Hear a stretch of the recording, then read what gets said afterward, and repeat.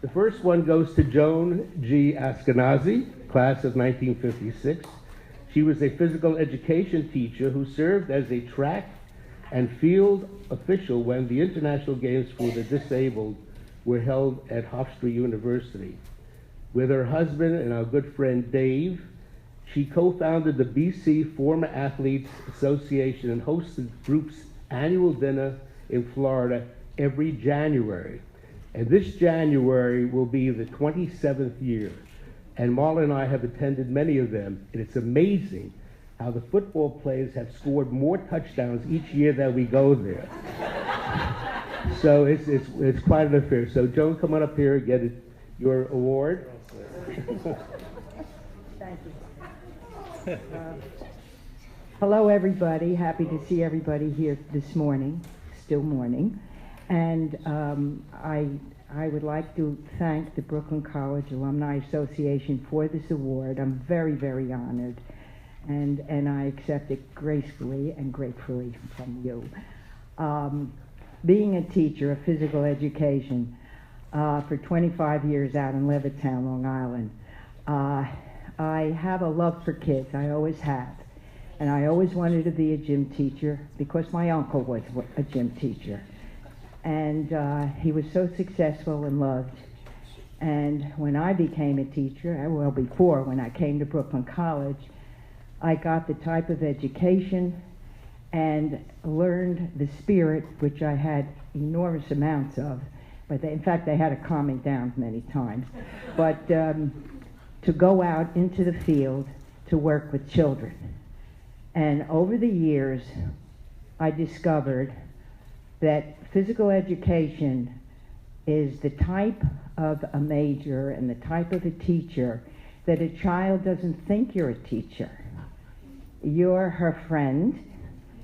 You're the kid who didn't have breakfast in the morning and comes in crying. You're the kid that had an argument with a parent and came to school very upset. You're the teacher that discovers a child in a summer dress on a snowy day that arrives at school, and you have to be there to comfort them. It's one thing to teach your subject, but you also have to realize that you are the person that they can talk to, and children have a lot to say. I don't care if they're 5 years old or 15 years old. They have a lot to say, and they need someone to say it to. And today's teachers that I see are not as kind, maybe because there's a lot more things for them to do as far as reports, testing, teaching to testing. They don't allow the child to even speak and ask a question. I mean, children have a lot to say. They look at our world, which sometimes is not the best, and they don't understand it, and we don't have the time to explain it to them. So the future teachers, what I would like to see, the future teachers, and President Anderson, I'm happy you said that you were thinking of a 5-year program here, which is so important.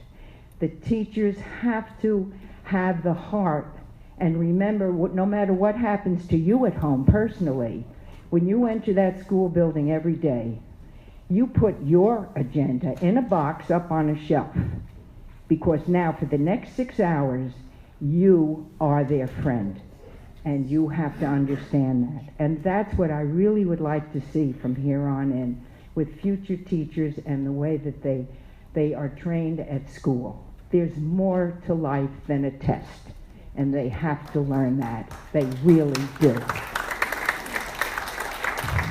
I feel like a politician. But you know, it's something, once I start something, I get on a roll. But anyway, as far as our reunions in Florida, they are a hoot, I have to tell you. It started with 18 people, and my husband and I went down as snowbirds, and in our apartment, 18 football players came. We, you know, with their wives and everything. We had a great evening. Then we decided, you know, let's do this every year, because each of the 18 knew other people. Now let's get more people. So the next year there were over 30 people. So now we went to a restaurant. Now those 30 people knew other people. and we decided to open it up to more than football players. Every sport at Brooklyn College. If you were a player, you came. And that, any year, didn't matter. And that's what happened. And our biggest enrollment, or biggest people that attended, we had over 100 people. And it was from different classes. And it was absolutely wild, because there's nothing like a bunch of athletes, as Martin said, that gets together and discusses the old games. And how the football coach at the time, they were traveling to an away game up in Connecticut or someplace, and he decided to try out a new play. He pulled the bus off on the thruway, and he had the whole team get off the bus. And they practiced this new thing. I mean, this is what went on. Crazy, crazy stuff, and they loved it. Now these guys get together, and we have dinner, and it's one laugh after the other. And they appreciate getting together once a year. Maybe they'll send each other a Christmas card, maybe a phone call, whatever it might be. But the main thing that we thought of, and what I am happy about, is that when you finish college, you all have so many wonderful friends. And you do dissipate, because you have jobs in other states, maybe out of the country, whatever, and you do lose connection. But then there's a time when you're going to retire, and if you're a snowbird, you go to Florida, and you reconnect. And that's the idea of these reunions. Once a year, they reconnect, and they love it. And this coming January, it's always the third Tuesday in January, and if anybody's in Florida, please come. And they meet, and it's wonderful. And it gives me and my husband, who passed 6 years ago, but was our idea together, and it gives me so much, love to see these guys together at this point. And as Martin said, it's true.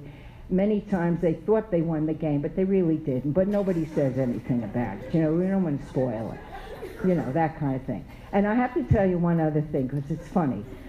A man called. He wanted to attend the reunion. So Dave said, well, what sport did you play? He said, well, I jumped around a lot. He said, yes. Was that track? He said, no, it wasn't track. I don't know. We went on the field and off the field and on the field and off the field. So Dave said, wait a minute. He said, were you a cheerleader? He said, yes. He was a cheerleader. Figured he's an athlete, come to the reunion. And he did. And he had a wonderful time. But even we had cheerleaders, fencers, we had soccer players, basketball players. It's great.